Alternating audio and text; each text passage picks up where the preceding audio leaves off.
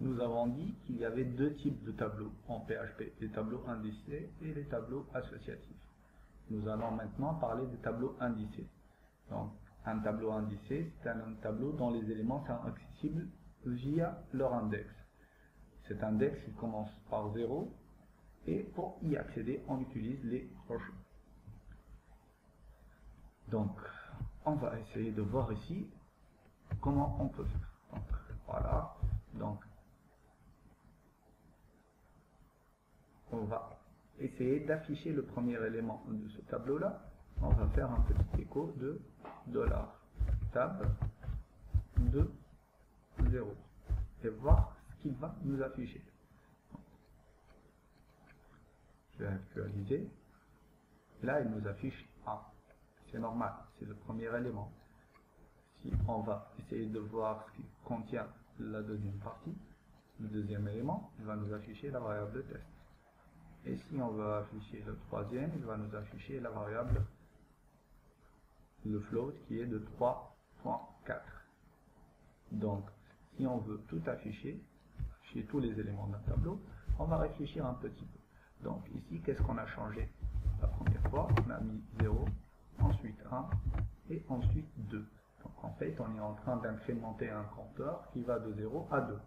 Sachant que 2, c'est la taille du tableau. Donc, et qu'on possède une fonction count qui nous permet de retourner la taille du tableau, on peut faire une petite boucle qui nous permet d'afficher tous les éléments du tableau.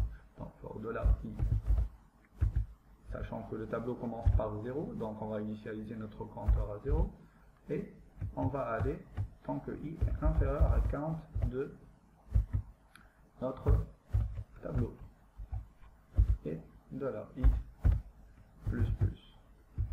Là, on va respecter la règle de PSR2, et là, on va afficher à chaque fois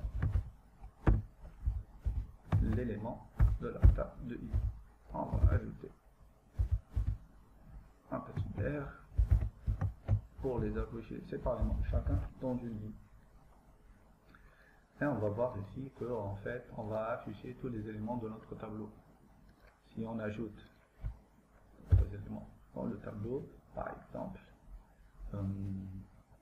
2, 7 et bonjour, automatiquement la valeur count va augmenter et on aura 1, 2, 3, 4, 5, 6. Et donc on aura une boucle de 0 à 5. Si on actualise, ça va toujours afficher les éléments de mon tableau. Ça nous permet en fait de parcourir un tableau indicé d'une façon très simple. Il existe une autre boucle qui est presque l'équivalent de for, mais qui s'écrit d'une façon beaucoup plus simple et beaucoup plus intuitive, c'est le for each.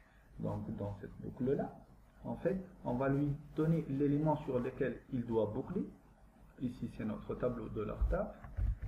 Et on va lui dire que pour chaque élément de ce tableau-là, on va le stocker dans une variable. Donc, ici, for each $tab as element.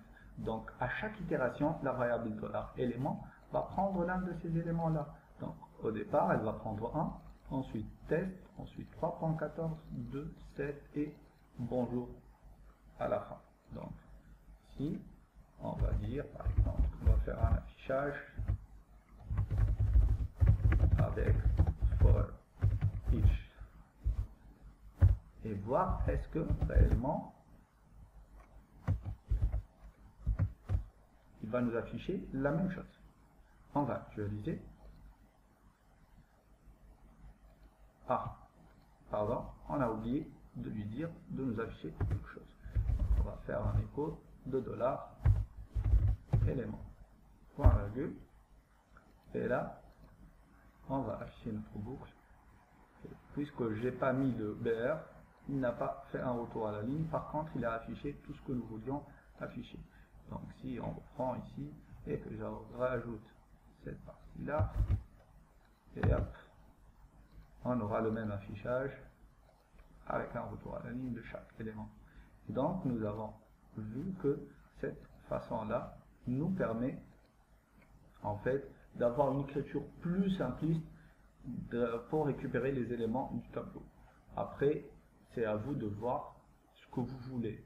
Si vous voulez écrire avec cette façon ou celle-là, l'affichage va être le même. C'est à vous de voir quelle est la façon qui vous convient le plus. Par contre, on va voir que lorsqu'on va parler des tableaux associatifs, la version avec for each nous offre une de meilleures options afin de bien utiliser cette notion de tableau associatif.